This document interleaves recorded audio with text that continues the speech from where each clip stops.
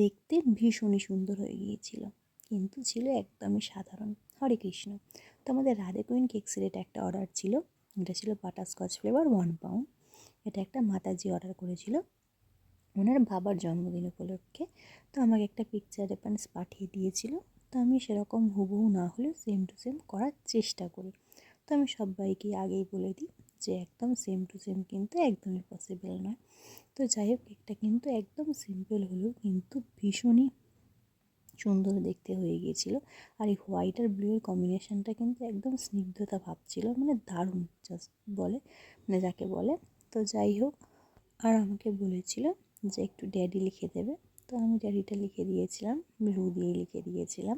তো এবার আপনাদের বলবো যে কেকটা কেন এত সুন্দর হয়ে গিয়েছিল। এই যে কেকের টপারটার জন্য, এই কেকের টপারটার জন্য কেকের লুকসটা কিন্তু আরও বিউটিফুল হয়ে গিয়েছিল।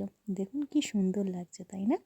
তো দেখুন, এবার কেকটার ওয়েটও করে নিচ্ছি। তো কেকটা কেমন হলো অবশ্যই জানাবেন। সবাই খুব ভালো থাকবেন, সুস্থ থাকবেন। হরি বল।